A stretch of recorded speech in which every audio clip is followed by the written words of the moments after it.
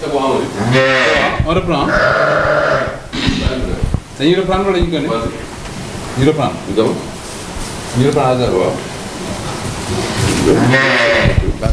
waaw salaamaaleykum mbokk internet yi salaamaaleykum mbokk ñi nga xam ne ñu ngi seetaan Perfect TV tey ñu ngi si fii ci Liberté 6 ci bergerie Makhtoum bu doyen Lamine Diop fas yéene waxtaan ak yéen ci nga xamante ne moom mooy wàccuwaay fila bi xam ngeen ni fila bi daanaka benn semaine dong nga ci des donc bëri na ay ruq-ruqaan bëri na ay waxtaan yi nga xamante ne war nañ ci leeral wala war nañ ci partager ak ñi nga xamante ne ñuy mbokk éleveurs yi.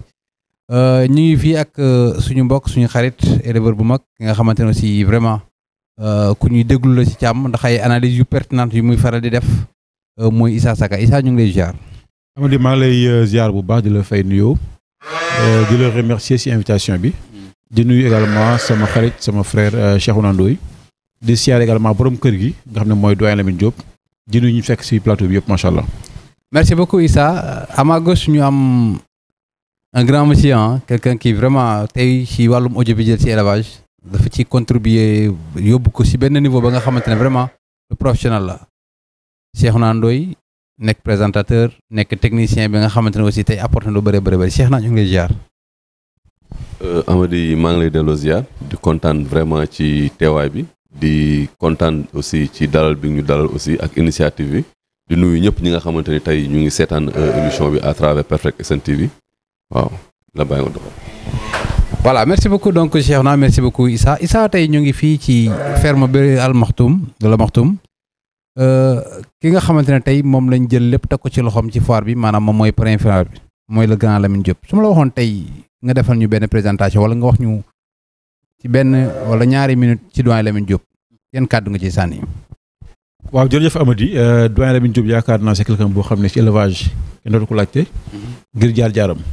su ma ko doon décrire nag si li ma xam ci moom as néew dama naan c'est quelqu'un de très effacé c'est quelqu'un de très humble mais c'est un grand connaisseur de l'élevage parce que boo xoolee tey les grands champions de l'élevage yu ñu tudd ñu si bëri buñ jaaroo ci moom lañ juddoo donc c'est quelqu'un boo xam def na diir bu yàgg ci càmm gi ba pare il est resté le même machallah donc pour man je le résumerai en disant que c'est un grand monsieur machallah.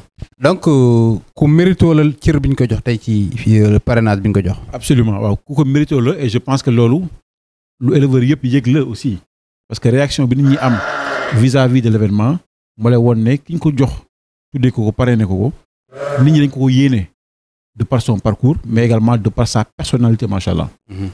macha allah Issa par rapport li nga wax léegi ku effacé wu la mais yow tey si fukki at wala si juróomi at yi nga def ci élevage ana lan moo la gën a marqué si grand bi. non mooy li ma wax mooy son humilité. parce que am na lu mu def ci élevage. mais doo dégg mu waxee ko wala mu doxee ko. moi je dois t'avouer que. Lamine Diop bi ma koy gis jaxaran ba koy ràññee. matul 2 ans. alors que c'est quelqu'un boo xam ne yàgg naa ko dégg. yàgg dégg ay jàlloon càmm gi. mais je l'ai distingué ràññee ko. il y a moins de 2 ans de cela. ça confirme lu mu wax. si discrétion si humilité machallah. machallah Cheikhouna Issa wax na fi lu am solo léegi man je me rappelle en 2014-2015 grand bi fekk na ma ci benn foire bu mu exposé woon à Fatick. On a fait 1 heure de temps ensemble taxaw na sama box 1 heure de temps xaw ma ko xàmmeewul sax dafa taxaw di waxtaan ak man rek ci wàllu cadre élevage de manière générale ba bi muy tàggoo la ma ne man la Lamine Diop bergerie Makhtoum ferme Makhtoum immunité boobu ci nit ki nga xamante ne tey bu ñu doon retracer histoire am ci élevage boo ci doon lim benn wala ñaar wala ñett par force di nga ko ci boole lan moo la gën a marqué ci grand bi ñu tuddee fila bi.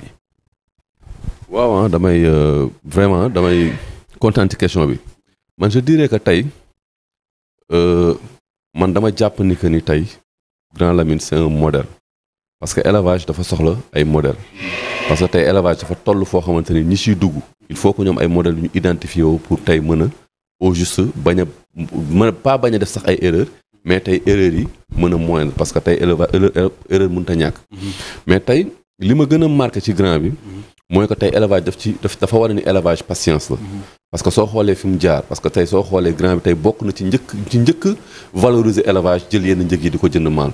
te soo seetloo maal yu bëri daf ko jënd sax jotu cee liggéey maal yi daanu mais teewut ba tey taxut mu bàyyi daf ko gën a yokk courage muy dugal ay maal tey soo xoolee tey ay maxtum jënd na ko jënd na ay Kaiser jënd na ay juddule na ay Kaiser ay Bachir et tout ça pas mal de mal jaar nañ bergerie pas mal de mal aussi jënd na la ñu daanu mais teew daf ko gën a dëgëral tu vois te taxul mu bàyyi donc man loolu bokk na ci lu ma marqué aussi Issa waxu bu am solo muy que tey humilité parce que tey élevage dafa soxla loolu dafa soxla ay nit yoo xam te ne dañu am humilité par am crédibilité parce que tey personnalité nit ki aussi dafay jouer parce que tey soo xoolee élevage tey dafa man je dis que l' élevage regorge de ressources humaines de qualité tey soo xoolee élevage bu njëkk ak tey wute na te vraiment macha allah Cheikhouna mais tey dafa am benn wax ba nga fi nga daane dafa am solo trop xam nga ci ressources humaines boobu le plus souvent tey bu ñu amee yenn festivités wala yenn événements yi ci élevage dañ daan am problème parrainage dañuy jël ay nit ñi nga xamante ne duñu nitu élevage wala duñu nitu xar tey ñu am quelqu'un nga xamante ne pionnier la si li ñuy def en même temps aussi tey mën nañ wax ni événement bi fu mu toll rek daanaka loo xam dugg na ci bu baax tey si wàllum tànn parrain yi ci lu mel ni foire yi ni tey ana yan aspect nga xamante ne tey mënul ñàkk si parrain yi ñuy tànn. déjà xam nga tey soo xoolee foire yi ce sont des événements tey parrain yi tey non seulement mooy li ñu wax sànq rek mooy que déjà tey. parrain yi dañu war a am benn crédibilité am benn personnalité mais aussi am benn xam-xam ba pare am aussi lu ñu mën a apporter événement bi parce que aussi événement parrain daf koy jëmmal parce que tey am na koo xamante ne tey peut-être que tey mën nga ko parrainer yenn événement yi tey xëy na événement bi du am yenn jëmm yi moom parce que tey en ce moment on parle d'événementiel te parrain yi dafa war a dëppoo ak événement bi mais tey élevage dafa jël parrain boo xamante ni tey dafa dëppoo ak moom parce que tey Grand Lamine c'est une personne consensuelle tey soo demee ni mu mel ci biir xar yi noonu la mel ci biir fas yi tey soo xoolee à travers investissement yi mu investir ci biir élevage à travers son élevage aussi at yi nga xamante ni jaan ba tey jii ni tey soo xoolee ñi mu dugg noonu si élevage la majeure partie tey bokkatuñ ci càmm ji te ba léegi tey mu ngi téye drapeau mag ñi tey di ko gérer beneen bi aussi mu am ay jeunes yu bëri yoo xam te ne tey ba ñuy dugg ci biir élevage da leen jàppale da ngay gis léeg-léeg mu jël mâle abal ko benn jeune léeg-léeg mu jël ñaari femelle jox ko benn jeune ne ko demal liggéey ji nga produire jox ma boo paree mu jox keneen ces gens-là ces personnes consensuelles ñooñu nga xam ne tey élevage daf leen soxla fu mel ni ñu mel ni Grand Lamine moo tax je pense que tey c'est le parrain idéal pour man. macha allah alors ñu ñëwaat si Issa ñu jëm ci benn foire privée une grande première ci histoire élevage Sénégal ku ne foire privée utukaay xaalis nga koy parrainer quelqu'un nga xamante ne aussi de manière générale ku effacé wala si léppam alors lan la ñuy wut ci genre parrainage yooyu xaalis gi dañuy wut. wala valeuru nit kii la ñuy wut wala lan nga jàpp ne tey pare ne ku mel ne doyen Lamine moom la waa Fila di xaar ci moom wala waa éleveur Sénégal moom la ñuy xaar ci moom. waaw à mon avis parrainage moom doo ko def ngir ay retombées financières pour man logique bi nga xam d'abord moo tax ngay tànn nit ki si jëmmam la ci ay valeur la ci moom lan lay incarner et Cheikhouna l'a dit aussi si lan la mën a indil événement bi maintenant bu nekkee seulement da ngay viser des retombées financières je pense que du ko jar ou bien ce serait pas pertinent de le faire maintenant grand bi am na jaar ci élevage am na lu mu liggéey loo xam ne tey ñu ngi koy jëriñoo ñun donc on doit lui rendre dafa genre reconnaissance la par rapport à ce qu'il a fait pour les jeunes donc mooy delloo njukkal boobu pour man suñuy joxe événement yu mel nii dañoo delloo njukkal des gens qui ont déjà fait des choses juste de grandes choses pour les élevages te loolu pour man ñàkku fi y a Grand Lamine Diop mais y a d'autres éleveurs yoo xam ne tey jii mérité nañu ñu ni delloo njukkal si événement yi mel nii. ok mais ça tey si cadre bi ñu ko parrainé aussi c'est une foire privée. Oui. Est-ce que dans les années à venir aussi est-ce que du nekkaat benn business ba nga xamante ne aussi ci tànneefu parrain bi du poser war problème choix bi. non je ne pense pas à mon avis chaque fois qu'on doit choisir un parrain. dañu war a xool kooku lan la am relation ak élevage. parce que c'est vrai foire privée la. mais activité d'élevage la. ñi koy def. di la fekk si. di ko mën a animer di ko mën a yóbbu fenn fi. éleveurs yi la d'abord principalement. du seulement l'aspect business. effectivement am na aspect business c'est vrai. mais boo xoolee doxalin bi day gis ne élevage. la ñu bëgg a promouvoir. la ñu bëgg a yóbbu ci kanam. donc c'est pas seulement l'aspect pécuniaire qui est important à ce niveau-là. Et ça rejoint également le choix du parrain. warul nekk seulement basé sur qu'est-ce qu'il peut faire en termes financiers. mais qu'est-ce qu'il représente pour l'élevage. pour man loolu mooy le choix qui est pertinent. ñu ñëwaat ci élevage grand bi balaa may ñëwaat ak Cheikhouna nga ñëw fii nii fekk fii bergerie bi nga xamante ne dafa moderne. grand bi ñii dañu doon wax ne grand bi bàyyi na grand bi ainsi de suite jël na mag. daa mel ni mag ñi dañoo jël si waat mais autrement quoi comme ni ma koy faral di waxee. absolument. ban jàngat nga def tey. par rapport ak présentation bergerie bi. par rapport niveau bi nga fekk fii ci qualité xar yi ak ci qualité construction bi. waaw dama ci am mbégte. dama ci am mbégte parce que ñun dañu nekk ay passionné. grand bi nekk ay passionné. excusez-moi mais bu ñu gisee ñun. sorry. joxaat na quoi. désolé. voilà Cheikhouna donc ñu ngi jégalu Issa dafa xaw a coor xam Cheikhouna tey qualité bi. tey xam nga dañuy faral di tooñ ñeen mbokk turfistes yi dañu naan bu saison course tijjee rek da ngeen di daw delluwaat ci fas yi. fas yi ngeen gën a farataal xar yi. alors ñu gis ni éleveur fas bu mag. def lii ci xar yi. naka nga koy jàngatee balaa ñoo ñëwaat ci Issa. man je pense que mooy sànq li may wax ne que ni léegi élevage bi. nekkatul aspect élevage bi kese. te loolu du élevage kese léegi secteurs yi nekk ci àdduna bi yëpp l' aspect marketing dafay jouer. c' est pas pour rien que tey si structure yi dem ci Sénégal yëpp muy structure boo dugg ci Sénégal agent marketing yi ak agent commercial yu mag yi ñoom la ñu gën a fay ci structure bi. c' est pas pour rien tey ji yow soo duggoon ci boutique am envie naan benn bouteille benn jus d' orange. soo ñëwee y a l' aspect marketing boo xamoo ci jus d' orange yi benn mosoo cee naan benn. y a l' aspect marketing qui te pousse à choisir forme bouteille bi couleur bi étiquette bi y a toutes ces choses là tey yu lay permettre que tey nga choisir te xamoo ko donc tey élevage. mais ci cappaandaw gi aussi. da ngay li ngay xaar ci jus d'orange bi. ak quel que soit le milieu bi nga xam moom lañ ko teg. ak marque bi ñu ci def. li ngay xaar ci jus d'orange bi aussi boo ñamee fekkoo ko da ngay bàyyi. dinaa ñëw ci loolu xam nga mooy l' affaire du mu ngi l' affaire du contenu et du contenant xam nga loolu beneen aspect la mais je dis que. tout d' abord parce que da nga ma nekk ni par rapport ak infrastructure bi. parce que par rapport à l' infrastructure je dirais que tey dafa bokk ci élevage tey parce que l' aspect marketing dafa bokk ci élevage. léegi nag. aspect marketing bi aspect commercial aspect communication bi loolu yëpp tey daf ci bokkut parce que tey y a des gens yoo xamante ne aspect marketing moo tax ñu jaay am ñoo xam ne aspect communication moo tax ñu jaay mais am na ñeneen ñoo xamante ne tey nekkuñu ci ñaar ñoo ñëpp mais am nañ ay produits yoo xam ne parce que dañu liggéey bu yàgg boo xamante ne tey ñëpp xam nañ ne ay produits de qualité lañ am loolu yooyu yëpp ay mbir la yoo xamante ne tey mu ngi ci biir càmm ji tey boo ñëwee fii tey da ngay gis ni que ni yëpp dafa daje tu vois l' aspect marketing non seulement da ngay gis boo duggee ci biir tey gis nga ay box yoo xam te ne spacieuse gis qualité xar yi vraiment macha allah et puis tey yàgg nañ ci élevage liggéey nañ fi loo xamante ne aussi jur lañ fi ay champion donc tey sur cet aspect y a rien à dire par rapport Issa ñu ñëwaat ak yow rek balaa maa ñëwaat Cheikhouna est ce que par rapport ak tey li Cheikhouna wax entre le milieu l' environnement bergerie yi ñu ngi koy tabaxee léegi ñëpp yow nga nekk tey un coach mën naa la ko wax ci cadre élevage bëri na ñi nga xamante ne tey ñu ngi itteewoo wala aajowoo say xalaat par rapport yéen yi dafay faral di am benn jaxasoo entre xar yi ak milieu bi ñu nekk bu doon choix la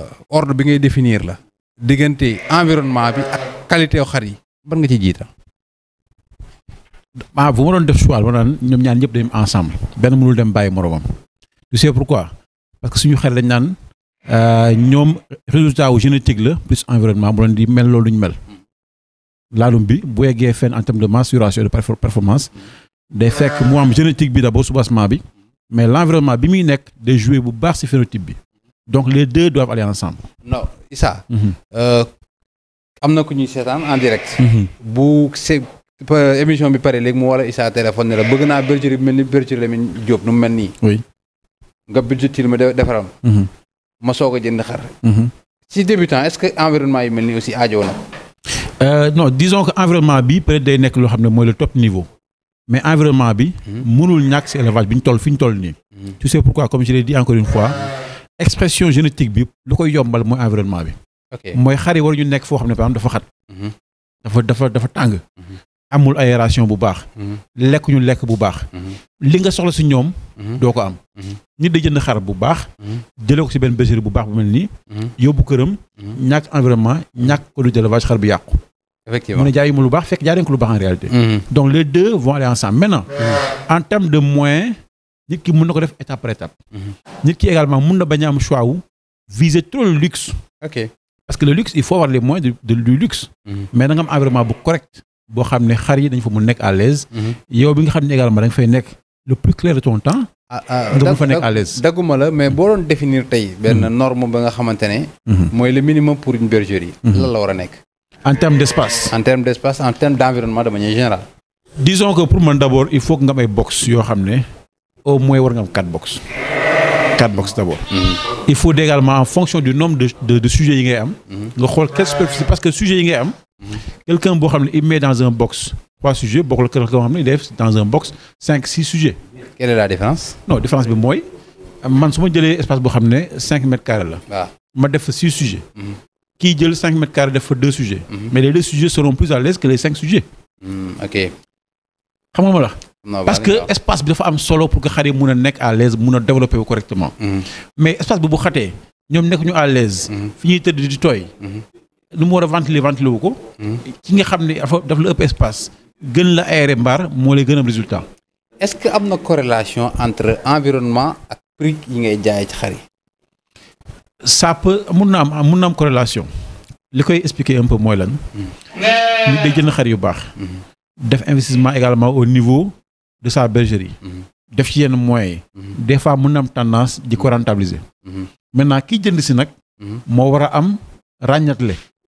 bañ a jënd environnement mais jënd xar. parce que l'environnement c'est pour le mettre à l'aise bu ñëwee. mais une fois qu'il va faire son choix. il va plus choisir l'environnement. il achète un sujet. donc sujet boobu lu mu koy jaral. dafa war a refléter wu ci phénotype bi.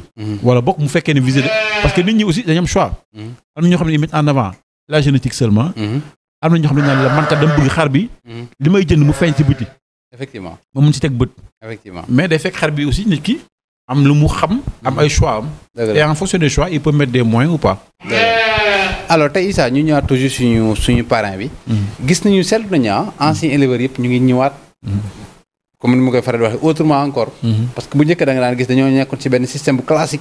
mais ñoom ñëpp léegi fekk si nañ gone yi ba romb gone yi li ñu daan def.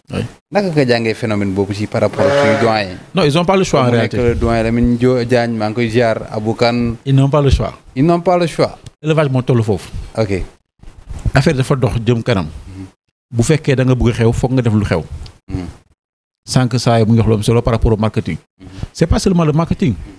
mais éleveurs yi seen bopp tey ñoom ñëpp ñoo bëgg lu baax.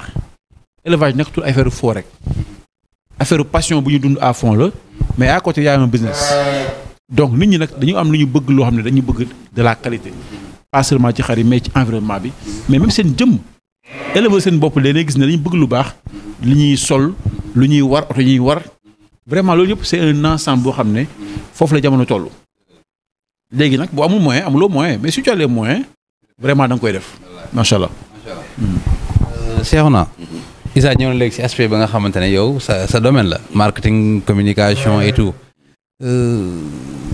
bruit yu bëri na trop. est-ce que bruit bu bëri ànd ak marketing bu baax. tey ci transfert yi. tey ci njënd ak jaay bi tey ci présentation sujet yi. gis nañ nit ñi am na feneen fu mu ñu leen yóbbul da leen jar lu bare par rapport ak bruit boobu tey am ci élevage lu élevage soxla la nécessité la wala folklore la man je pense que Amady da nga poser question bu am solo man je pense que tey ci biir élevage nit ñi je dirais pas que communiquer wuñu mais communiquer wuñu ni ñu war a communiquer parce que la communication dafa am ay angle ba pare am ay axe ba pare am ay cible man dama jàpp ni la majeure partie ci li ñuy def ci information la gën a jege parce que li ñuy def yëpp dafa yem ci benn groupe dafa yem ci benn groupe bu 200 et quelques personnes parce que tey soo xoolee suñu groupe WhatsApp yi soo xoolee c'est à peu près 240 personnes 244 personnes et la communication va au-delà de ça la communication aussi dafa am ay cible la communication dafa mel ni tey nga bëgg waxtaan ñu yóbbu la fennel dañu bëgg nga wax ak ay nit nga ñëw fekk ay njaago par exemple di leen làkk séeréer yaa ngi làkk yaa ngi wax certes yaa ngi wax mais li nga wax ñoom dégguñu ko donc loolu benn axe parce que même maa ngi dégg Kocc ñu ngi ko invité ci benn groupe muy wax benn wax bu am solo mais xam nga ñun dañuy jaawarle entre un animateur un présentateur ak un communicateur ñun suñu élevage bi dafa bëri ay animateurs ok mais duñu ay communicateurs. Quelle est la différence entre un animateur xam nga et un tey je te donne un exemple man dama la jox exemple bu gàtt damay ñëw ci foire Saladam ak yu demee noonu. Kocc jox ma micro ma ne ko non lii c'est pas mon domaine mënuma ko. foofu animation la. mënuma ko parce que tey tu peux amener quelqu'un boo xamante ni coach non seulement dafay animer day présenter day communiquer mais am na keneen koo xamante ni dafay ñëw ci foire bi rien que pour bu coach sonnee ci présenter beeg yooyu noonu moom mu animer gars yi pour mën leen téye mais ñun suñu élevage bi ba léegi comprendre ko y a beaucoup de gens ñu ngi def ay affaires yoo xamante ni man je pense que tey am na nu ñu ko doon defaree doon na gën a am portée parce que tey soo seetloo li làmb am leneen ak leneen am ko. mais dogguma la mais Cheikh naa yow dama am ñaari nit nag yi nga xamante ne yaa ak Issa. seen position yi bokkul. yow toujours télé ngay jéem a défendre. je pense pas que télé laay défendre. non yow bu ku déglu sa discours sa foofu discours c'est pas la première fois ñu discuter. da ngay promouvoir comme quoi que ni communication bu baax. foog forcément mu jël say structure. yu ñu cadré yu ñu am formation bi lépp. alors tey à ma droite j'ai quelqu'un ki nga xamante ne il fait partie des gens yi nga xamante ne ils sont formés sur les réseaux sociaux. te tey am nañ xam-xam am nañ relation am nañ benn feuille de route bi nga xamante ne. kenn mënu cee dindi dara. donc tey cadre communication de manière générale. bien vrai que tey groupe yi ngay wax ni ce sont des groupes de 256 membres et autres. mais ce sont des groupes yi nga xamante ne tu peux trouver des gens tellement intéressants. yi nga xamante ne mën nañ laa former sur le court le moyen. ba léegi. waxuma ni loolu baaxul. mais dama ne dafa am limite. dama ne. dafa am loo xamante ni gis nga tey. dans le monde y a des gens yoo xamante ne xaaral yàlla marketing digital xaaral ma ñëw fa laa jëm si. non gars yi seetaan duñ tere de. da nga ma bëgg wax loolu lu ma waxul. instant yi téléphone lañu yore bëgg wax loolu lu ma waxul. seen connexion non ma yeggali mais da ngaa bëgg a forcer ma yeggali tu m'as posé une question da nga may bàyyi ma xam nga tey soo ma neewee que ni dama bëgg damay néewal li nga xamante ni moom la ñuy def ci internet bi man la déedéet dama ne. même buñ koy def ci internet bi am na je te donne un exemple quelqu'un comme Niakharañ Lo mais c'est un influenceur sur son direct il y a 20 000 30 000 50 personnes il est sur le net ay sponsors dañ koy fay ay millions kooku élevage soxla na ko mais yow tu vas pas yow Amadou tu vas préférer donner ton 100 000 ou 200 000 à quelqu'un mais tey li ëppoon porté ci yow tey nga dugal ay nit yu bees yoo xamante ni beneen monde la beneen kii la loolu la élevage soxla tey parce que li mu am na koo pare man loolu laay wax dama ne dañu war a maanaam type de communication bu ñu nekk dañu war a évoluer loolu laay wax. beneen bi foofu laa lay kii beneen même ma daaneel dañu nasal balaa nga daaneel parce que da nga wax en fonction de télévision yi. waaw man damay def télévision mais aussi dama am structure boo xamante ni tey dafay def audiovisuel nekk di diffuser ci internet comme keneen. waaw donc tey soo ma nekk damay kii télé yi bàyyi la kon bu boobaa ma rey sama bopp mais dama ne.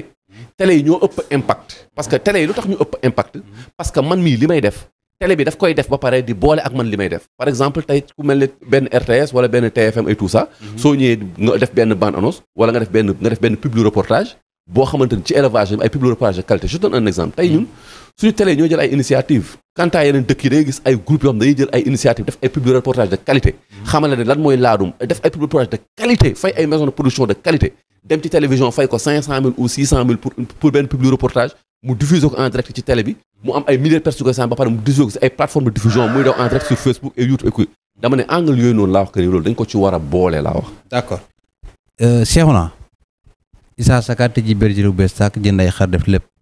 boo ko doon conseil ci wàllum communication. quelle est la meilleure voie ba nga xam ne tey jàpp nga ni fa la war a jaar. je pense que d'abord il faut que moom déjà parce que moom mi ibbi bergerie moom il faut que mu xam lan la bëgg ba pare. parce que tey xam nga tey communication dafa bëri ay angle moom laa la ba pare cible yi bokkuñu ça dépend ci moom lan mooy cible am ça dépend ci moom ban angle de traitement la bëgg am tu vois ça dépend de beaucoup de choses yoo xamante ni tey liggéey dafay nekk ci ginnaaw boo xamante ni moom la ñuy def boo xamante ni par rapport ak bind bi par rapport ak xalaat bi par rapport ak xam cible am fan la nekk par rapport ak xam cible am yan support la ñuy gën a utiliser ndax téléphone la ñuy gën a utiliser ndax télé la ñuy gën a utiliser ban tranche d'âge lañ am en fonction de tout ça nga koy mën a conseiller pour wax ko ne ko li nga bëgg def lii mooy gën a approprié pour nga am pour nga mën a accès pour nga mën a am pour nga mën a pour cible bi nga bëgg nga mën a accès. foog ñu ñëwaat ci kanam Issa bu dee ñaaxaral njo gaa ngi koy suivre yow aussi macha allah am nga vraiment benn kii nga xamante aussi mu ngi lay suivre ci communication élevage de manière générale laata ñuy fermer parenthèse boobu noonu tey. comme ni ma ko wax sànq est-ce que folklore la wala am na ci folklore bu am njëriñ la. wala dafa am benn partie ba nga xam ne aussi ñoo ngi koy sàggane te moo nar a rey suñu communication bu dee loolu am na lan la. du ma ko tuddee folklore damay jàpp ne ci élevage bi la bokk. parce qu'en réalité même tey fi élevage bi toll. ce soi-disant folklore là animation ba ngay gis ci plateforme yi moo yóbbu tey càmm gi fi mu toll.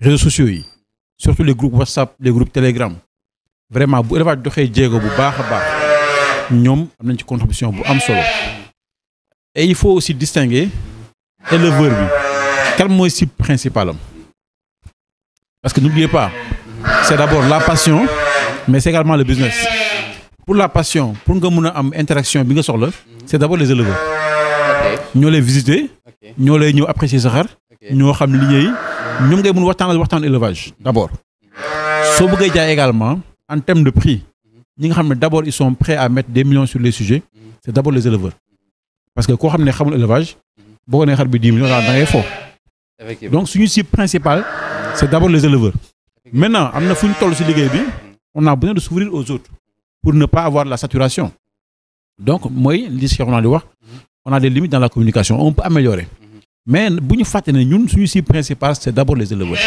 et les éleveurs sont principalement dans les réseaux sociaux plateformes yi comme les groupes qu'on a WhatsApp bi wala Telegram foofu la gars yi nekk d'abord donc ce n'est pas du folklore. Issa tey sànq ñu ngi doon ñëwaat dañuy ñëwaat ci doyen Lamine Diop. ñëwaat ci doyen yi nga xamante ne tey ñoom ñëpp lay représenté tey. ñooñu ñun lu ñuy def mënuñu ko. il ne peut pas être dans les réseaux sociaux il ne peut pas être taxaw fii di tagg seen xaw wala dara. tey ñoom ñu ngi ci càmm gi di dawal nit ñëpp. parce que da ngeen bëkkante ci fila bi. ainsi de suite. ak ana naka la ñu war a mën a ñoom gérer seen communication bu mën cee génn. waaw en fait nekk ci groupe bi aussi c'est pas forcément nekk ci rek pour tagg say xar wala pour mbaxal. non c'est d'abord suivre la tendance. mbaxalkat yi c'est important. ma ne ko mbaxalkat yi ñooy tere mbaxal. dañ koy tere mais c'est important c'est un terme qu'on emploie mais pour moi c'est simplement de la communication. léegi grands yi nga xam ne ils sont restés connectés. parce que grands yi restés dans la ci tendance yi. ils sont dans les réseaux. on les entend pas parler. mais ils suivent ce qui se passe. non c'est sûr ah. waaw moom c'est sûr. ñëpp ñi nga xam ne nag tey jii. ils sont en retrait. ils sont pas dans les réseaux. boo demee seen càmm da nga koy yëg. ils ne sont pas à jour lu ñu am moyen. lu ñu bëgg càmm s'ils ne sont pas dans les réseaux boo demee seen bergerie yi nga xam ne ñii am na lu leen manqué et loolu c'est la mise à jour comme tu dis léegi nag dans les réseaux moom yaay xam qu'est-ce que tu veux faire te am na ñoo xam ne ils ont des bergeries ñoom ils ne parlent pas mais il y a des moyens de communication yoo xam ne am nañ ko am ay nit wala ay jeunes yu leen di communiquer te loolu c'est extrêmement important également parce qu'il y a une dimension visibilité du travail boo xam ne boo ko dul def mais loo yor lu baax nit ñi xamuñu ko mais amul njëriñ.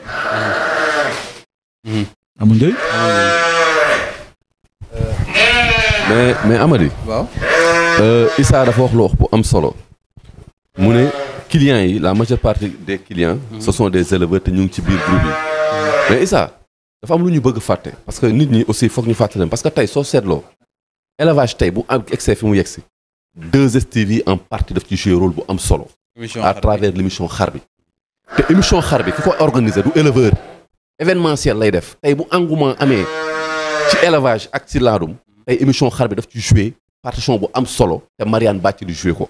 le pourquoi cette question là loolu foog ñu bañ ko fàtte parce que olof dafay léem naan que ni ku fàttali la fal li la folli dafay gaaw parce que dama la bëgg comprendre xam nga laa bëgg a foofu noonu mooy que li ngay wax ne que ni man je dis pas que groupe bi baaxul dama ne groupe yi parce que foo dem ci àdduna am na groupe mais dama ne dafa am limite su fekkee ne suñu communication. mais cadre boobu cadre boobu parce que man loolu lépp fi la may fekk mais cadre boobu aussi les éleveurs ont failli xamul tax tey dafa am ay structures yi nga xamante ne te Marianne Bàcc di structure boobu mu dawal ci làmb gi ci yeneen yëpp ESP même ay yenn kii yëpp yenn boîte yëpp ku ci lancer sa produit moom ngay contacter alors que éleveurs yi tey dañoo dem ba benn période bi nga xamante ne boo organiser foire yow yaay tental sa bopp pourtant loolu laay jéem a expliquer nii pourtant maa ngi yow ñoo bokk wax moom laay jéem a expliquer dama nekk nii donc faute bi foofu fa laa jëm si moom laay xam nga mooy déjà si sama njëlbeen wax mooy que d'abord nit ki si tu as un projet même sooy investir dara nga am benn projet nga bëgg defar benn mbaaru xar nga am sa xaalis am sa xalaat boo amee sa xalaat yaa de ces choses am sa bopp lay xewee mais sur le terrain en réalité du demee noonu et loolu li koy mën a régler ce sont des professionnels yi nga xam ne dañuy yëngu ci loolu ñoom ñoo koy mën a ñoom ñooy mën a apporter cette plus-value sinon yow da ngay am ay limites dafa am fooy yem du ko question que li ngay def baaxul mais dafa am fooy yem dina am koo xamante ne nag loolu liggéeyam la professionnel la soo ko ci boole woon amaana kon doon na yokk loolu te dina ëpp angle dina ëpp porté man foofu rek loolu rek laa bëgg wax léegi par rapport ak anciens yi ak seen communication ak yooyu noonu li ma bëgg wax mooy que li saay wax tey fii anciens yi ñoom ñëpp am na ñu leen comme ñoo dàq mbaxal yow yaay mbaxalal sa bopp ñoom 25 la ñuy am yéen mbaxalal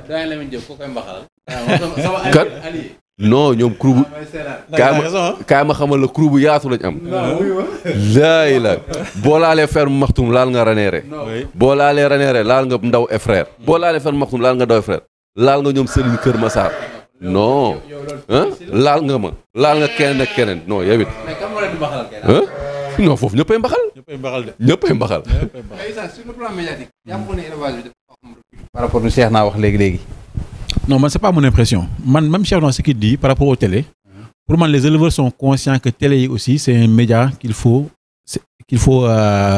utiliser te booy xool ñu ngi koy def parce que bul fàtte ne y a des émissions au niveau de la des STV ak suñu xarit Diallo am na yeneen émissions au niveau de d'autres télé xaw ma suivre ma leen forcément mais ñu ngi fay am ba léegi émission yooyu léegi éleveurs yi aussi ñu ngi de plus en plus ubbi ay chaînes YouTube et n'oubliez pas que la télé dafa am concurrent yoo xam dafa am tey ji muy yeneen réseaux yi muy Facebook muy YouTube muy TikTok yeneen ñëpp dañuy concurrence télé yi te les jeunes sont de plus en plus sur le smartphone donc ils n'ont pas forcément le temps d'aller sur les télés donc boo leen bëggee atteindre yow éventuellement jaara ci réseaux yooyu comme TikTok comme YouTube bi et cetera comme WhatsApp bi yi nga xam ne éleveurs yi ñu ngi fa de façon très active macha allah donc ils sont conscients que télé yi am na solo baax na mais yeneen médias yi aussi mun na nekk ay raccourcis day nekk raccourcis yoo xam ne à moindre coût aussi parce qu'il y a une dimension coût parce que télé tu veux faire des émissions là-bas ça va coûter plus cher que faire une émission sur WhatsApp ou bien sur YouTube boo xam ne tu as juste la connexion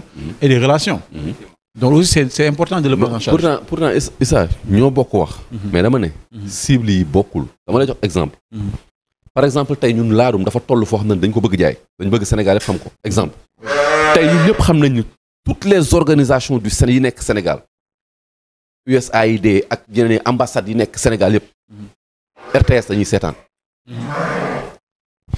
yow nga am loo xam ne da nga ko bëgg percer da nga bëgg créer benn marché international boo xam ne parce que tey soo xoolee tey suñu réalité bi fi nekk mooy que suñu laadum yi ça ne se vend pas ñenn ñi ñooy jaay am na ñoom dañuy tey côté boobu événement suñu événement déjà non foofu sa domaine la waaw fa déjà ñun dañu am benn damay naan ngir yàlla complété foofu Cheikh naa parce que damaa bëgg a teg foofu sa loxo sa baaram déjà suñu événement yi ñun dañu am problème pour jaay suñu événement yi sponsor yi ñu amul yaa 10 ans cela fa laa jëm si ñenn ñi ñoo ci des xaaral fa laa jëm si amul leneen lu fa laa jëm si moom laay bëgg wax Issa moom laa la ne que moo loolu mooy suñu ay limité foog ñu nangu ko parce que tey nos événements on parvient même pas à les vendre parce que ça ne se passe pas c'est pas que tey parce que tey dafa am ay firmes yu mag yoo xamante ni pour ñu dugal seen yenn événement yi événement bi tey il faut que mu am visibilité il faut que tey ñu pour ñu mën ci mën a def seen xaalis loolu nag pour nga mën ko mettre en valeur ba mën ko jaay il faut des professionnels derrière ba pare il faut que tey nga am ay ba pare li ngay wax naan que ni TikTok Facebook YouTube fii ban télévision moo fa amul Facebook amul TikTok tey l'émission de Sangomar buy daw dimanche à la télévision RTS day daw en direct en même temps sur YouTube et sur Facebook day daw en même temps sur YouTube di daw en même temps sur Facebook di daw en même temps sur TikTok wala leneen ak leneen support de communication télévision yëpp am nañ tous les supports de communication marketing digital télévision yëpp dañ am ay marketing digital non attends xaar non man wax ma man je parle pas pour les télévisions man je ne parle pas pour les télévisions man su may wax tey man su may wax fii tey man Perfect SN TV tey man neew ma télévision man li ma am mu nekk sama bopp ma nekk di ko doxal du télévision mais su may wax damay wax dans le cadre général parce que xam nga ni man am naa chaîne YouTube boo xam ne tey su nekkoon sama sago tey lu ñu war a jox télé bi man lañ koy jox mais tey dama ne su ma wax ci cadre général du ma wax ni du ma wax ko par rapport damay wax que ni li ñuy def baax na mais am na niveau boo xam ne bu ñu fa tolloo bëgg mu ñu am ay nit yoo xamante ni loolu laay wax mais Amady bëgg ma tànc rek man loolu d'accord naa ci ak yow xam nga tey Issa facilement tey comme ni nga ko expliqué nii Facebook Twitter WhatsApp ainsi de suite facilement nga am benn 10 000 personnes bu lu suivre absolument Facebook rek rien que le groupe éleveur professionnel tey ñu ngi si combien de membres alors que tey su ma bëggoon déplacer tey benn Cheikhouna mu nekk Perfect TV wala DTV wala 2S wala feneen ak feneen mais moom déjà même lu muy gaayano dafa am personnel dafa am benn coup ba nga xamante moom moo koy déplacé loo alors que fële da nga woo benn Issa Saka yore benn portable mu taal connexion affaire jàll donc foofu noonu aussi il faut comprendre que ni des fois éleveurs loolu la ñuy daw et éleveurs yi aussi n'oubliez pas aussi encore une fois excuse-moi je finis sur ça bu leen fàtte ne dañoo seen jubluwaay communication c'est pas seulement pour faire connaître le ladoum c'est d'abord pouvoir vendre et la cible principale ñi jënd xar yi surtout à des millions c'est les éleveurs d'abord de façon exceptionnelle événementielle y a un gars qui va venir là-bas yor ay xaalisam dugg ci élevage ni nii fekk xamul woon xar yi mais très souvent ñi oser investir day fekk ñu nekk ci milieu bi boo xoolee tey les grands mâles wala les champions yi fi jënd. c'est pas quelqu'un mooy jóge fa jënd leen ah. mais Issa côté boobu est-ce que gisoo ne élevage bi ngi tëj boppam te yëgu ba léegi ñooy jaayante suñu biir ah. waaw c'est-à-dire même événement yi aussi foofu damay rejoindre Cheikhouna. ba léegi on a du mal à exporter nos événements. ba léegi on a du mal à exporter nos cibles. daanaka foire boo xoolee éleveur donc ñooy fréquenter foire. teg nañ benn fila ci zone Grand Yoff. war nañ fexe objectif yi day nekk atteindre bu doon 100 000 personnes ñooy ñëw. 50 000 au moins mu nekk ay nit ñi nga xamante ne tey dañuy soog a découvrir laadum bi. Ça ce sont les associations qui ont cette mission là qui devraient. C'est pas l'éleveur individuellement qui doit le faire. Éleveur bi individuellement li muy seet mooy rentabiliser sa bergerie. ok association yi nga xam ne foofu lañ dem ñun. dénk la suñu bopp. am ay choses en commun qu'on a décidé de faire ensemble.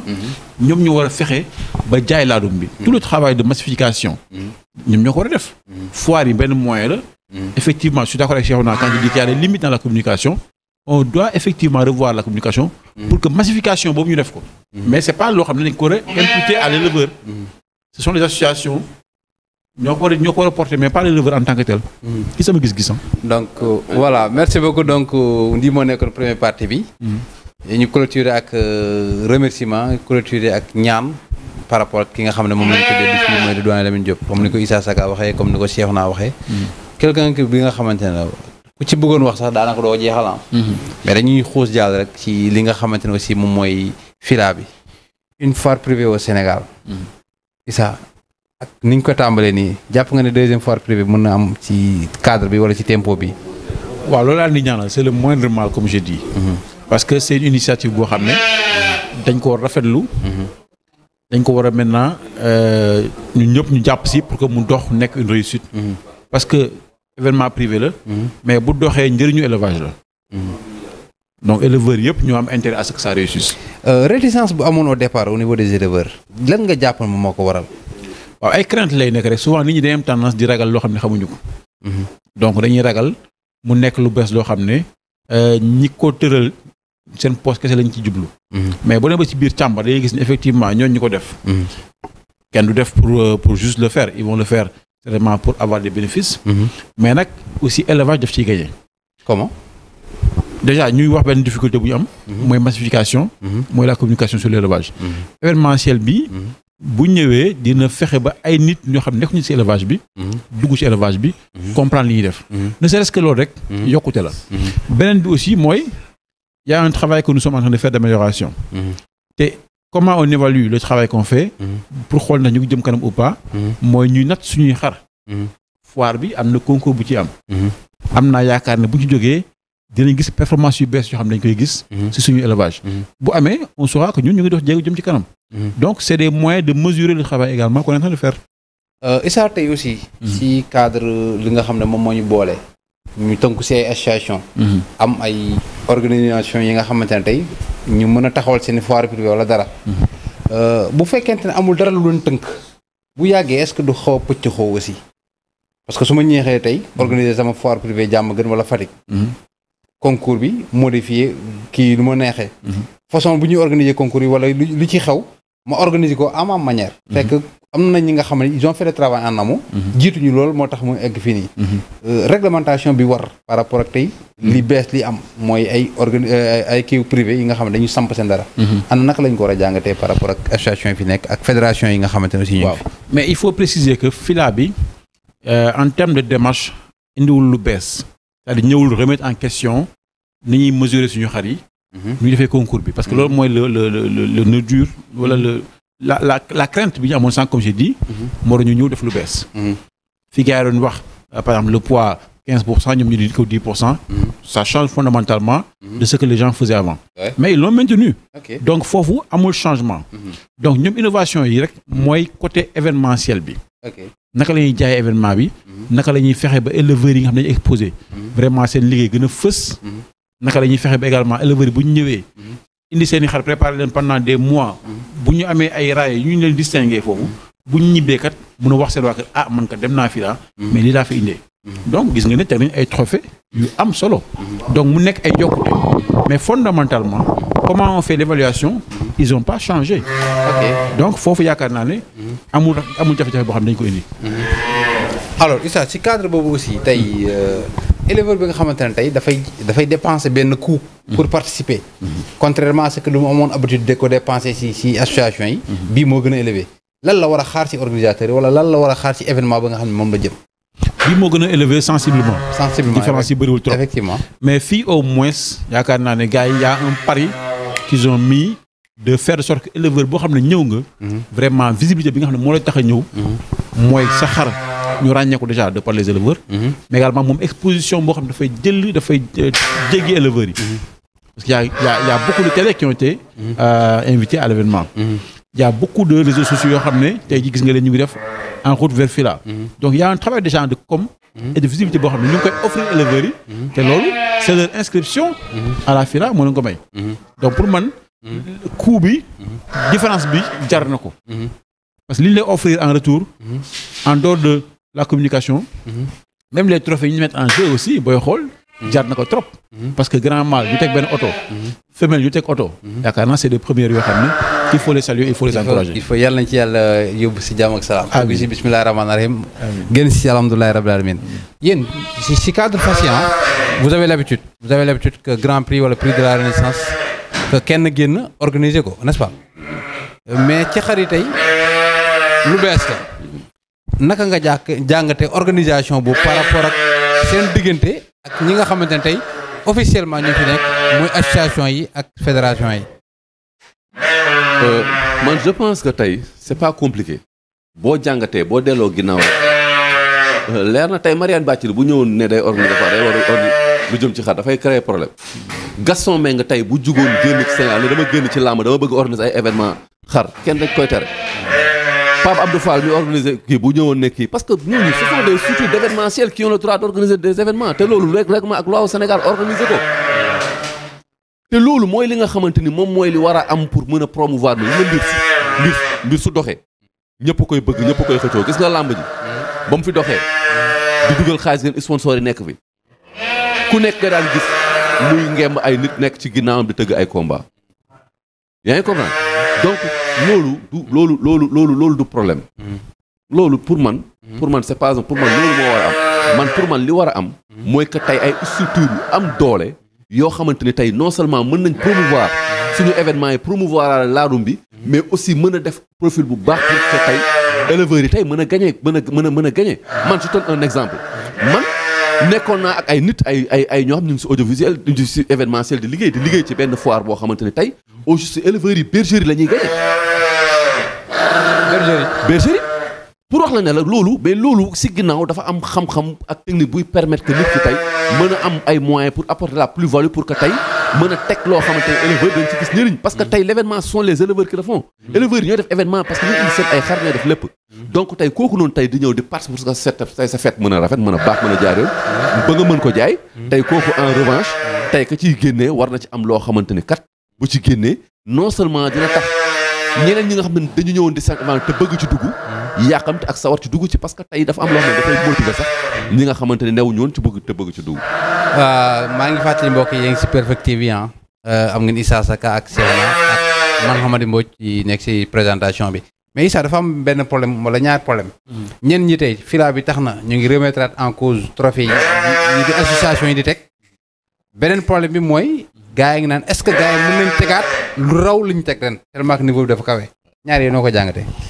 waaw bu njëkk bi mooy effectivement par rapport aux associations gis nañ ne ñoom ils ont apporté du nouveau mooy teg nañ trophée yoo xam ne daaw ñu ko faral di gis et on peut se poser des questions justement à ce niveau là mooy association yi ñoom dañuy def loo xam ne ñaan but non lucratif jël xaalis éleveurs yi def événementiel am seen parrain am seen sponsoring mu nekk comme bu am solo mais buñ jógee si concours yi éleveurs yi daaw ñu am ay lot daaw ñu si am ay distinctions yu am solo donc xaalis bi ñuy mobiliser on peut se poser la question mais fan la jëm maintenant ñu gis ñoo xam ne ñoom dañuy jóg ñu ne dañuy xaalis c'est une foire privée donc c'est des businessmen dañu war a viser le bénéfice mais malgré que dañu war a viser le bénéfice jël nañu li nga xam ne éleveurs yi moom lañu teg fexe ba à partir de ça ils ont trouvé les moyens de mettre en place des trophées des récompenses yu am solo donc c'est un paradoxe qui est là c'est un paradoxe effectivement. Donc moom mu ngi fi constaté nañ ko.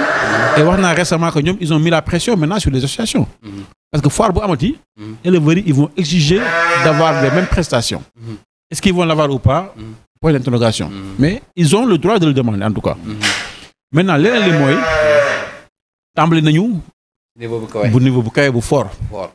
4 à 10 millions. wax dëgg yàlla bingo 1 waaw. million. table à manger et tout. Voilà léegi nag ils l'ont réussi grâce au sponsoring ak au parrainage ñi leen accompagner tey nekk parrain yi ñoo leen dimbali jox leen ay moyens.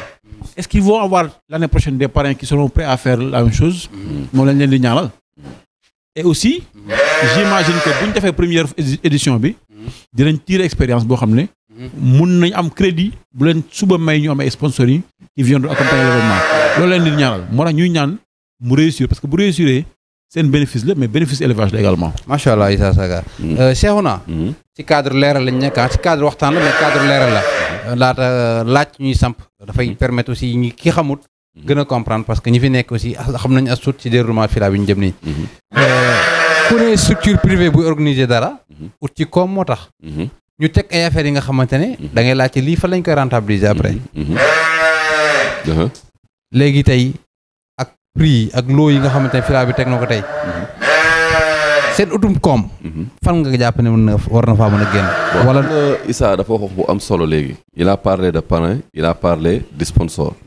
il a parlé aussi des associations. mais faut pas que Issa ñu bañ a mettre aussi la pression aux associations parce que tey kenn ku nekk il est dans son rôle. Mais bien vrai que attends même dama ne bien vrai que xam nga soo ma déglu bu dee man damay teg 200 000 francs dem benn association X. war a fay 200 000 francs pour dem benn FIRA wala benn organisation privée. mais lu may am fële war naa ko exiger fële. c'est une obligation. léegi wax nga loolu par da nga ma poser question bàyyi ma daaneel. yow non mais yow fi ma xalaat xam nga position bi gâteau la ci moom parce que position bi mu toog mu may laaj may toog yaa ngi comprendre may gisee chaque jour mu woo ma ne ma noonu ma la bëgg a dalal et tout ça mais tey moom xam naa ne moom dafa tegg jak pour quoi moo tax. waaw man fan laay waxee que waruñu mettre la pression aux associations parce que tey kenn ku nekk dafa am rôle bu muy jouer pour que équilibre mën a am. bien vrai que association yi war nañu mën a góorgóorlu ba améliorer par rapport ak prix mais xam nga tey une association amul obligation rek organiser foire jël xaalis bi mu ci am tey wala parce que comme ni nga wax léegi que ne Adam wala association yi sont des associations à but non lucratif mais si biir association dañu war a organiser wu ba nga xam ne tey suñu biir association dañuy organiser ay GIE de telle sorte que tey dinañ mën a organiser de telle sorte que tey dañ am rentabilité ba nga xam ne tey du yem ci ay trophée kese dina am yeneen jeexital yu am créer ay laboratoire créer ay yeneen ak yeneen di ko ay séminaire ak yu noonu parce que association yi yaa ko wax léegi ne promoteur bi def xaalis rek la bëgg day ñëw jox li muy jox gars yi daf ko si poche am dem mais association bi su organiser ni mu war a organiser ba am GIE ci biir am leneen di organiser liñ ciy jëlee ci biir daf ci war a non seulement éleveur bi gagné daf ci war a gis boppam mais éleveur bi ñu gagné te mu bokk ci biir càmm ji aussi daf ci war a gis boppam moo tax may wax ne que nii faut pas que tey ñu bañ a mettre association yi pression bi nga xamante ni ba ñu fàtte ba association yi fàtte rôle bi nga xamante ni moom la ñu waroon am ci élevage di focaliser wu ci ay concours ay ci kuy gagné ku war a gagné. macha allah waaw mais Cheikhouna attention benn affaire pour man pression bi c'est pas seulement fexe ba association yi joxe trophée. loolu laay wax li nga wax nii d'accord naa c'est à 100%. fi ñuy xaar association yi. mais bëri na éleveurs yi ñu ngi koy réclamer à longueur de journée. on le demande tout le temps sur des questions fondamentales. alimentation bi. santé animale. yooyu c'est des questions fondamentales. éleveurs yi ñu ngi koy demander. mais gis nañ ne affaire yi dafa xaw a tàggatémbe. mais pourtant Issa moom laay wax dama ne. yooyu yëpp association yi dañ ko war a def. absolument su fekkente ne nag bu ñu organiser xam nga tey man su ma nekkee privé ma gagné 10 000 francs. ah mais nag c'est contradictoire yéen ñaar ñi wax lépp non yéen ñaar ñi lay contradictoire. non mais balaa nga may continuer bàyyi ma daal li ngeen bëgg aussi dafa xaw a métti. ma ngir yàlla balaa nga may daal bàyyi ma kii. dama ne association. waaw tey yow soo nekkee privé. nga gagné 10 000 francs. waaw 10 000 bi mën nga ko jël nga séddoo ko ak ñi nga xamante ne ñoom ñooy gagné. d'accord nga jox leen 5 000 jël 5 000 def sa poche. d'accord man ma nekk association ma organisé am 10 000 man 10 000 bi mënuma ko séddoo ak ki nga xamante ne moom moo koy xamul tax parce que association dafa war a fonctionner association dafa war a am dafa am yeneen objectif yu mu am lu dul ni que ni jël xaalis ba jox parce que xaalis bi li muy fi muy jëlee xaalis dafa am fu muy jëlee ci xaalis pour am fu nga comme yi nga wax. waxu santé animale waxu alimentation. tey association war nañ mën dem ba am seen minoterie si biir association mu am GIE boo xam te ni ak yooyu yëpp dafay am. mais yooyu si foofu la ko mën a jëlee.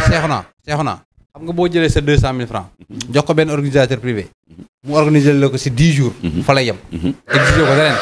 li nga ko exiger mooy si 10 jours yooyu mu fexe sampal la benn foire ba nga xam dafay méngoog li nga ko jox. même valeur wala même somme bi nga jox ko association bëgg mu organiser la foire bu méngoog loolu bu jugee si foire boobu noonu organiser la yeneen panel organiser la yeneen formation yi. loolu laay wax mais financièrement parlant aussi association ISA mënuñu dund. mais loolu laay wax ni. mais comment comment mais foofu it. waaw vas-y Issa. man je dis si parce que bu leen fàttali ne association yi en dehors des cotisations yi ngay def pour foire bi. mais da nga am ay membres. qui cotisent annuellement. am na benn montant boo xam ne da nga koy jot. mais gars yi bu ñu demul foire duñ cotiser de. waaw mais dans tous les cas dañuy cotiser parce que comme dañuy am foire. les gens vont être dañuy def mise à jour. fexe ba jox seen cotisation annuelle. day am. mais bul fàttali ne aussi am nga moyen yow dem rechercher des financements. moi j'ai une activité ponctuelle de formation que je veux faire. je vais chercher des bailleurs pour me financer l'activité. minoteries yi nga xam ne dañuy liggéey ñoom. je veux parler d'alimentation. mais je vais les consulter. ñu indi ma technicien. jox ma financement parce que en retour aussi seen produits ils auront l'occasion de les exposer là-bas. donc mun nga mobiliser des ressources. le plaidoyer qu'il doit faire pour que tey jii ñu am une meilleure prise en charge de nos animaux en termes de santé animale. mais soxla woo ressources pour def. ok ay partenaires ngay noué rek école interta bu ngi fii. les vétérinaires sont là. nga dem mun nga sax financer ay thèses nous en principe. on doit pouvoir financer des thèses on a des problématiques yu sérieuses yoo xam ne amuñu say solution. en tant qu'association on doit financer des thèses def recherche commander des recherches. yàgg naa ko wax mais tu me rejoins. parce que des fois je suis d'accord avec toi.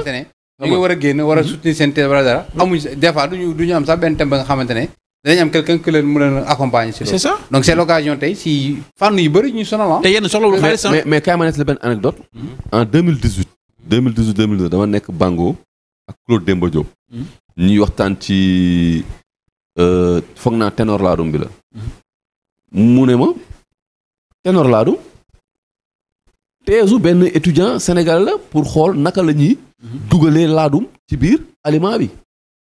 Claude moo ko wax vidéo yi mu ngi ak man maa ngi koy monter sax parce que dafay yàgg ba pare mu am njëriñ ci alimentation moo ci am solo ba instant yi ñu ngi koy monter pour dóor ko mais pour wax la mooy li ngay wax léegi rek laay dëggal que étudiants yi ngi fi nekk am pagaay yoo xamante ni tey am na liggéey yu bëri yoo xamante ni tey association yi ñu ngi ciy posé wu question yoo xamante ni tey ku leen ko joxoon accompagner leen tuuti si yenn domaines yi léegi ñu am ci ay ay pexe ay début de solution. ñu ñëwaat ci beneen fànn rek laataa ñuy ñëw si càppaandaw gi Issa. tànk da nga wax benn affaire bu am solo. éleveur bi képp ki nga xamante ne tey cotisé nga pour dem ci fila bi. yaa ngi uti benn visibilité bu yokk sa mbaar. mais ñun dafa am benn façon ba nga xamante aussi suñu foire yi noonu la ñu bindoo.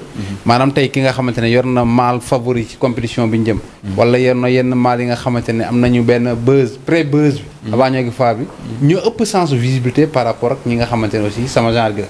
tey ki cotisé nekk un éleveur moyen. naka nga gisee ne war na mën a gisee boppam ci foire bi. waaw yaakaar naa am na innovation de taille bu gars yi def sànq maa ngi koy tudd muy en route vers Fila. nga xam ne gars yi je pense pas qu'ils vont faire toutes les bergeries yi nga xam ne war nañ ñëw ci Fila bi. mais on a vu ñu ngi def par secteur par zone di dem di génne déjà ñi nga xam ne ils sont inscrits ci Fila bi.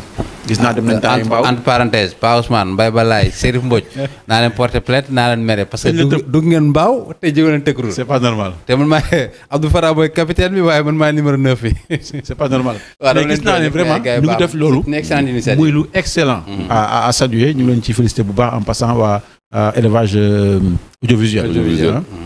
donc loolu jàpp naa ne c'est dû également au partenariat qu'ils ont noué ak waa Fila. parce qu'ils vont pas le faire de leur propre initiative. parce que quoi qu'on dise ñoom aussi dañuy business. donc pour qu'ils puissent le faire. surtout ni ñu ko defee noonu nga xam ne dañuy dugg bergerie par bergerie. il faut en retour quoi Fila jox leen benn moyen. donc loolu c'est important donc c'est une plateforme boo xam ne. Fila mu koy offrir tey ñi nga xam ne inscrire nañ.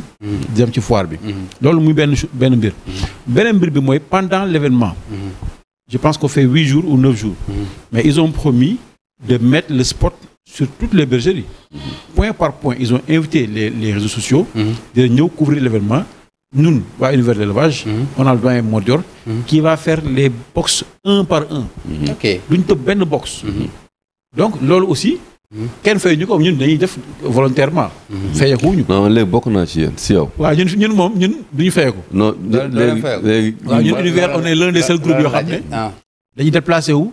di couvrir événement foire yi déjà Issa ngi mbaxal. di dem seeti gars yi grave affaire duñu fayeeku mais foofu aussi damay wax wax bu am benn wax mooy que tey sànq mooy comme suñu waxtaan rek mooy que tey réseaux sociaux yi comme tey ñu ci mel ni tey élevage audiovisuel ñoom Chérif ñoom Mbaye Balaye moom maag moom xam nga Chérif xam nga mooy mais tey xam nga liggéey bi li lay wan dafa am solo mooy que tey li ma leex sànq naan la que ni communication dafa am ay cible am ay angle kenn ku nekk am étape bu ñu toll boo am loo xam ne kenn ku nekk moom moo ko war a def dafa am lu ñuy def loo xamante ni tey ñoom ñoo ko war a def moom benn étape parce que tey je te donne un exemple amul benn télévision boo mën a fay chaque jour mu ñëw dugg si benn bergerie def ko si heure yi ñu koy def ñoom tey ñoom dañuy xëy suba teel dugg benn secteur def ko loolu télévision mënu ko donc loolu dafa am importance mais je dis que loolu ute na ak li ma bëgg wax sànq mooy que tey ñoom am nañ parce que communication kenn ku nekk da nga am wàll boo xam ne moo nga am et que tey ñu ciy def rôle bu di ci def liggéey bu am solo parce que man guddi gi am na ay image yu bëri yoo xamante ne tey bu ñu ko dugalee si groupe yi si ñoom laa koy récupérer le fait ñuy teg 4-4 est-ce que wootewuñu benn common raak ba nar a indi problème bu rëy mystiquement si ak si fànn yëpp tey surtout ki doon préparé simplement pour dem foire Issa bu ñu waxantee dëgg muy man muy yow keneen da nga xoolaat beneen façon bi ngay waajale sa bopp pour dem ci ba kii bi waaw disons que yokk nañu xar bi karaw ko nii mais nag du changer dara en réalité les éleveurs ñoo bëgg ndam gis nga même bu amul woon 4-4 amadi gis nga gagné ci foire dafay yóbbu bergerie ak éleveur bi beneen level sama maal moo jël foiru Fira bi même bu nekkoon ne tey jii amuloo saaku ripaas loolu rek jaral na éleveur yi lu nekk maintenant bien entendu bu ñu tegee ay karkar yooyu mun na yokk mbir mi mais c'est aux organisateurs maintenant de s'organiser pour que mystique boobu mu yem ci bergerie wala ci kër yi bu mu ñëw mukk ci place publique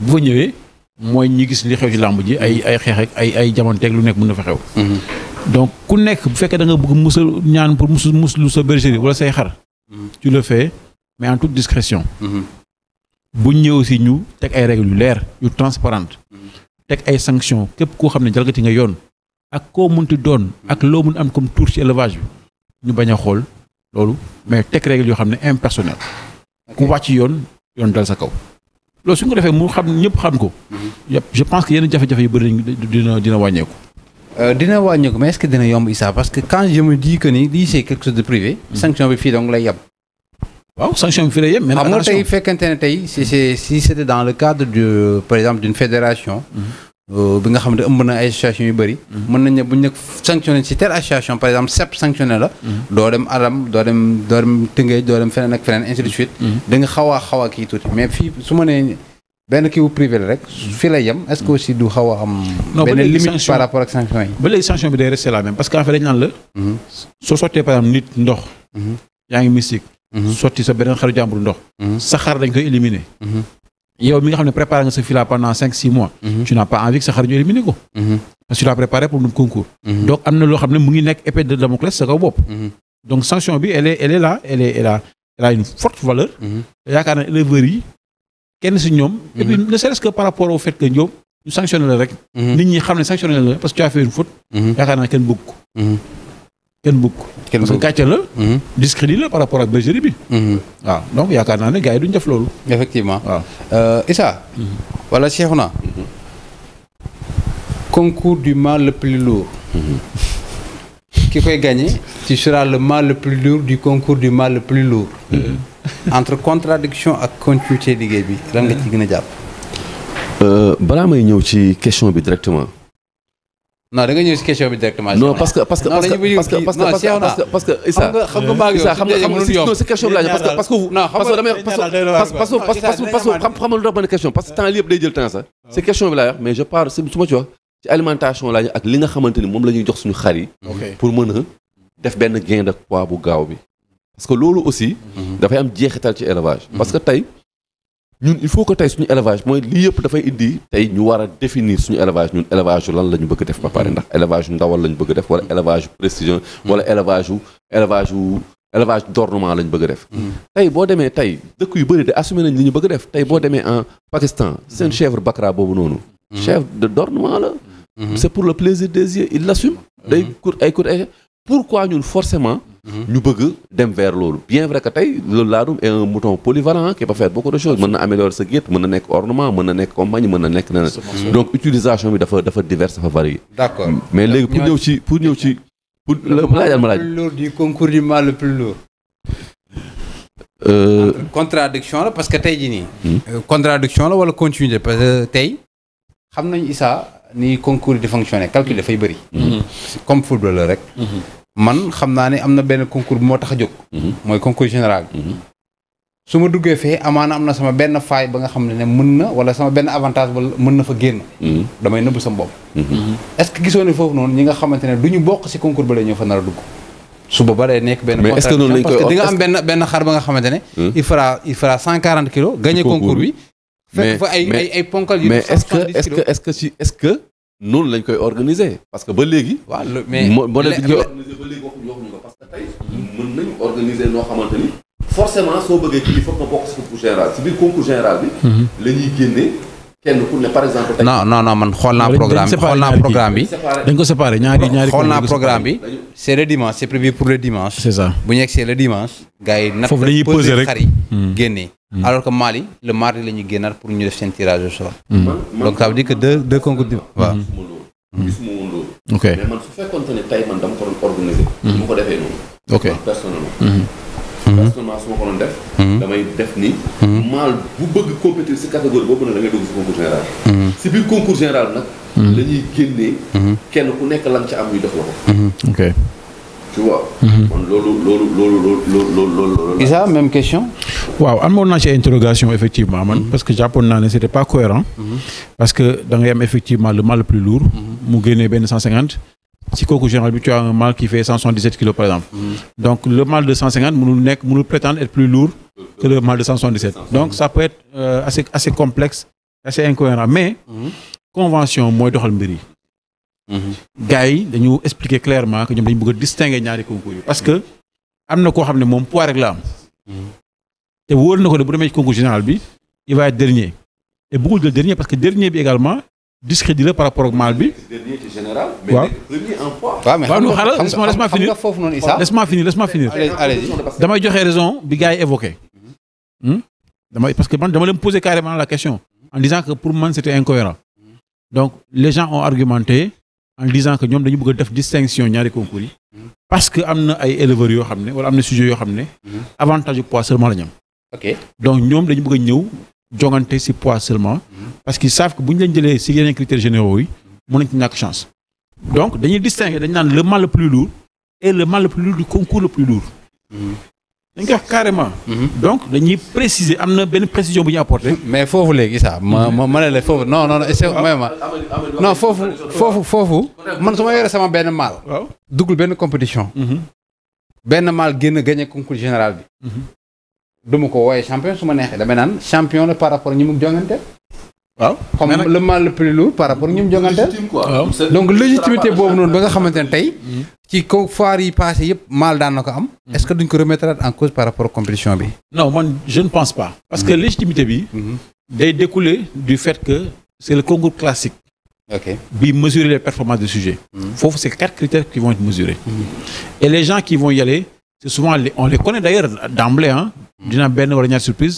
mais xam nañ quels sont les potentiels mâles yi dem di concourir quels sont les potentiels favoris on le sait donc ñooñu bu ñu dëggalee seen bopp ñëw ñu mesurer lañ ñu génnee performance yoo xam ne yu extraordinaire la mais les éleveurs vont se référer en ça en disant que c'est des performances parce que n'oublie pas encore comme j'ai dit sànq que méthode d'évaluation bi c'est la même que Adam que Reit que Sepp que etc.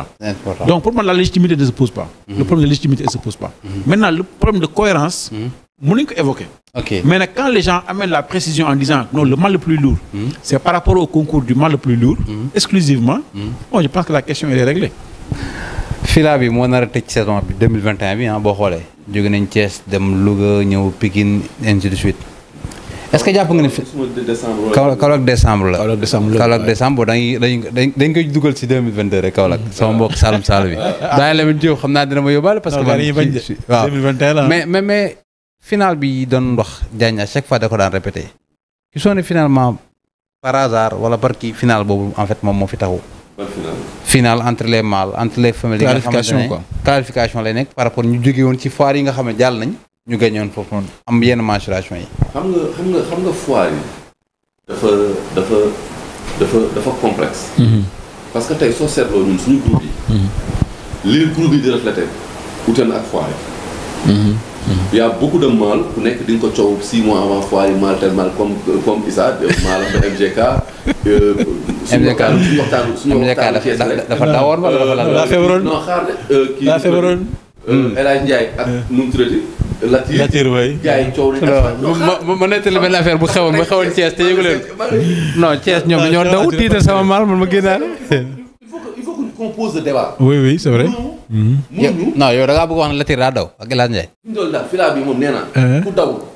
ku duggul da nga daw. ku duggul da ngaa daw. non actuellement am nga 5 favoris yu nekk Mbour. am nga fa Latir. am nga fa UNESCO. am nga fa Rijal. am nga fa. Rijal si kii. Rijal benn doomu kii la surtout Muxsin la. xam nga ok. am nga yeneen ñaari nga xam ne dafa xaw a génn gëm sama xel. ñooñu ñëpp war nañ ñëw compétir. Badar fàtte naa lu simple mais xam tey. waxuma la ñooñu rek. gis nga tey suñu concours yi ak suñu foire yi. il faut que tey parce que foire ak concours dafa baax.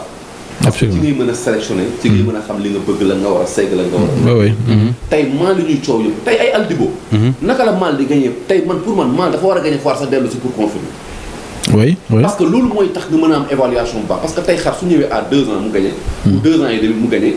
yow marge de progression xar boobu mënoo ko xam. c'est vrai le foofu nag laay xuus ak Issa parce que foofu dafay nekk non damay ñëwaat ak yow. damay bañ lii rëcc ma. non waa la ji. yaa ngi ko parce que loolu noonu dafa nekk lu am solo. parce que tey xar nga évaluer ko à 2 ans et demi ou 3 ans. tey suñu xar yi war nañ leen mën a évaluer à 4 ans ou 5 ans xam naka la. courbe de croissance nag dafay yéeg wàcc wala ndax courbe bi naka lay demee. échelle boobu nag foog ñu xam ko. beneen bi mooy que tey xar yi ku ci ñëw position si benn concours mel ni da nga ragal mel ni li nga am yow dañ jum jox la ko. su fekkente ni am nga ko. mais da nga war a ñëwaat ci concours yi nga confirmer. waaye léegi loolu nag laa la wax ni moom mooy nekk sensu fila bi parce que dañuy gis ni maal yi ëpp. wala favori yi ëpp. ay maal yi nga xam ne dugg nañ ci benn compétition gagné. nar a ñëwaat ñu nattaat leen. oui am nañ benn avantage foofu noonu. c'est ça mais ñaareel ba Issa mooy.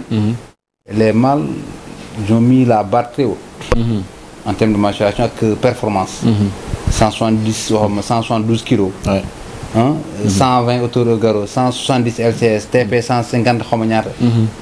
jàpp nga ni tey ci fila bi nii mën nañ baatara de garrot yooyu noonu. waaw parce que jàpp naa ko tu sais pourquoi mun na bañ a nekk des records yoo xam ne da nga naan tous les critères vont être rassemblés par un mâle. parce que tey boo waxee 120 benn mâle moo ko baat. te c'était pas forcément le meilleur mâle. boo waxee 151 bi TP bi benn mâle moo ko yor. donc xar yi dañuy séddoo mbir yi. tey 177 kilos bi. jackpot la yaakaar naa wala waaju baax. beneen xar moo ko yor également. mais da ngay gis ne saa su nekk rek ci critère donné bu nekk ñu ngi dox jëm ay dafay jéego. 120 bi. am na ay jamono c'était inimaginable. te egg nañ ko. donc man je serais pas surpris demain qu'on ait du 122 123. 151 bi am nañ ko. TP bu dangereux nag foofu. est-ce qu'on va avoir du 152 c'est une grosse question. poids bi 174 kilos galactique les gens pensaient que c'était impossible de le battre. tey baat nañ ko. mais pourquoi pas demain un 180. on n'a pas de limite pour man de sky is the limit. suñu xar yi. alors potentiel bi dafa rëy lool. parce que tey soo xoolee fu mel ni Badara Ndiaye. mu ngi wax ni le mâle le plus lourd peut avoir son trophée. de la compétition poids. mais il y a possibilité qu'il ne détient pas le record. absolument du poids du filage. après moom lu ñu doon wax. c'est-à-dire dafay am benn restriction bu day am benn restriction bu am Badara Ndiaye ñu ngi koy jaar bu baax a wax waa Kër Mbaye Fall la. Bergerie Mame Fati ñu ngi lay jaar bu baax a baax sama dëkkandoo bu baax. dafay wane aussi dafay am benn restriction bu am ci compétition bi. donc il faudrait que nit ñi aussi am benn compréhension par rapport au contexte bi ñu ko organisé. sinon rek dafay am benn contradiction bu am par rapport de manière générale ñu kii. mais Cheikh na jàppoo ne également ñun on a un problème majeur. c'est ça. yéen ñaar yéen partagé question boobu problème majeur bu ñu am mooy que ni suñu longévité mâle yi maanaam giiru dund xar yi. vraiment c'est à déplorer. xar yi léegi seen 4 ans 5 ans bu ñu ko xasee kii rek jënd nga percal ñëw teg. li koy waral ñu bëri ñu ngi naan. ñàkk espace gu doy. di xont gu ëpp. di favoriser poids. parce que poids benn graisse buy tegu rek la. en plus ñu ñëw di primer mâle le plus lourd. foofu la bit lan ngeen fa mën a xalaatee ak. fila lan la fa jublu réellement par rapport ak liy mbébétu éleveur yi. il faut que d'abord que ñu joxe suñu élevage bi. ñu jox ko benn orientation ñu xam lan la ñu bëgg a pare ñu définir ko. c'est ça xam lu ñu bëgg a pare. parce que tant que définir wuñu ko. mënuñu xam lan la ñu war a def ak lan la ñu war a bëgg fii kenn ku nekk parce que lorsque suñu élevage on parle de tendance. da nga jékki-jékki maa ngi ziar maam Cheikh sax au passage. ah tendance bu bees bi. dara xew quoi xaw ma lii xaw ma nanga sànq suba tendance boobu mën na fi jógee leneen xew. donc loolu nag. tant que définir ñu élevage bi xam lan la ñu bëgg. loolu du fi dañ chaque 2 ans 3 ans.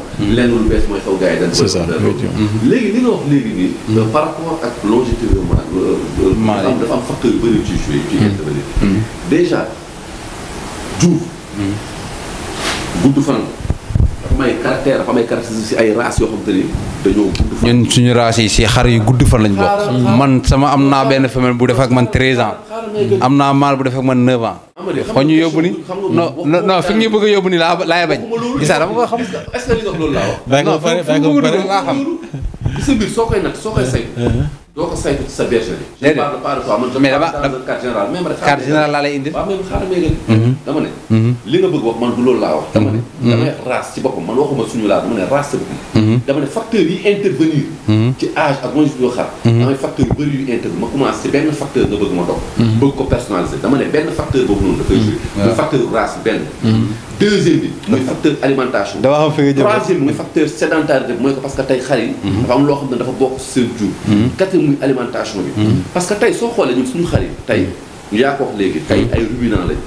si débat boobu rek ma dëkkoon ak Claude Diop mu ngi koy waxaat maa ngi déglu aussi docteur kii bu Sopela mu ngi koy wax. docteur Ndiaye mu ngi koy wax naan que ni xar aliment de base am lu mu soxla ñax la. waxul sax ngooñ. dafa ne ñax la. expliquer li tax ngooñ lu ko indi Sénégal.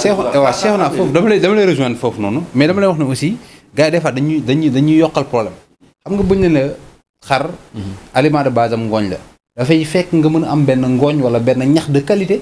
waaw mais tey ngooñ bi ñu am. mais soo ma xoolal du début à la fin. waaw non dama lay rejoindre soo ma interrompé dama lay rejoindre doo xam li may wax. parce que tey nit ki soo yox benn affaire si benn biir. da ngay wax problème bi. d'accord wax li ba pare wax solution. mais su fekkee dama commencé wax problème bi nga dagg ma. allez ma baal la nga egg. yaa ngi comprendre parce que tey soo xoolee ñun mooy li ma la parce que man soo defee remarque. sama émission élevage ñu ak ñanaaw. dafa am benn rubrique bu ñu doon wax élevage d'ailleurs xaw ma ndax daan ko seetaan pour mais si biir élevage d'ailleurs mënoon indi ay techniques yoo xamante ni. xar dañ ko war naka la ñuy croiser. la moo indi dóor peur la muy la.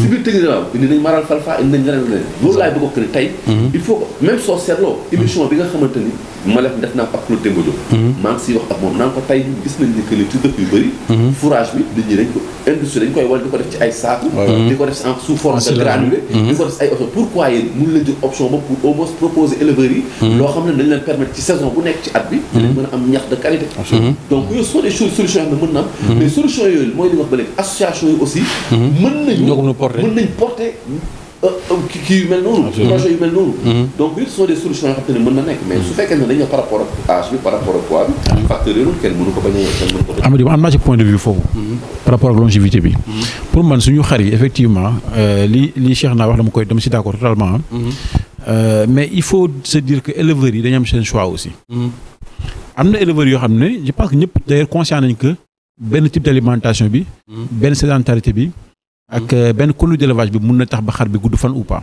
dëgg la maintenant dafa am éleveurs yoo xam ne. concours daf la am lu leen jaral. ils sont conscients qu'il y a des risques. ils les font prendre au mal. même en termes de production. yow da nga jënd benn mâle géniteur pour mu liggéeyal la. mais éleveur dafa taxaw te takk mâle bi 6 mois du tëb. il fait un choix lui d'empêcher à son mâle de produire. parce que daf ko jaral mu dem gagner concours. y a des mâles qu'on connaît. boo xoolee seen doomi tey jii. c'est des grands champions mais doo leen compter. parce que seen borom xam nga foofu laay waxee sànq tey. bu fekkee ne ci compétition boobu noonu. bu jëlee compétition bi amul dara lu conséquent li ñu ko tegal aussi. pertement la mais ñoom xam nga fu ñu ko combler souvent. bu nekkee ne xar bi jël na ko. sa valeur marchande dafay yokk. doom yi mu am as néew. fu mu doon jaayee peut-être 500 000 wala 1 million il va les vendre à 2-3 millions. donc c'est calculé en fait. c'est un risque qui est là. ils sont conscients ils le prennent en faisant un calcul. léegi nag demain ça peut mun na antu comme mun na bañ a antu. mais c'est un choix que les éleveurs font. mais éleveurs yëpp xam nañ ne tey jii suñu conduite d'élevage mooy tax xar yi di gudd fan wala ñu ñàkk gudd fan. dama lay rejoindre foofu rek gis na nit yàlla dafa sàkk doomu aadama sàkk nature bi. mun nañoo ñu xaatal ci nature pour amal lu semblable loolu. même doomu aadama yi nit yi. li indi ni kii ñuul kii weex ci liñ jàngale c'est l'effet du Big Bang. avec des mutations. benn xeet nit moo amoon explosion kii def si naaj bi. kii dem ci neeg ki dem mutation yooyu en fonction de climat bi muy dund. kenn ku nekk am lu mu mën a supporter en fonction de peau en fonction de bu mu am. tey dama la jox benn exemple dëkk bu nekk. jur bu fa nekk tey am na jur boo xam ne boo ko jëlee Canada indi ko Sénégal mu dee. dëgg la adaptation problème d'adaptation la parce que moom laa ne ma ko dafa am ay facteurs yu bëri race bi dafay jouer. mais endroit yi environnement aussi dafay jouer. léegi foofu noonu li ma bëgg a foofu su fekkee ne da ngay su fekkee da ngay def métissage ci amélioré. sooy amélioré li ngay amélioré il faut que tey. li muy laaj génétiquement il faut que tey environnement bi muy laaj yow nga mën a adapté environnement par rapport ak loolu. bien sûr am ay jeexital. li may damay jox benn exemple. le dorpeur par exemple. le dorpeur on a croisé deux races dañu amoon benn objectif ñu am objectif si benn dëkk ci benn environnement am benn xar boo xamante ni dina benn poids de carcasse mais ci poids de carcasse mu gudd fan ba pare dëgër lan lañ def dañu dem xool di xar boo xamante ni xar bu ñeme coono la mën na dund ci situation bu naaj bu tàng bu amul ñax ñu dem xool le persien le persien parce que xar la boo xam ne dafay dund si biir ay ñax dafay dund si biir ay xeer ci biir ay montagne parce que am benn masse graisseuse si genn bi bu koy permettre pour que mu mën a amal dinañ ci graisse boo xam te ni en période de soude moom lay alimenter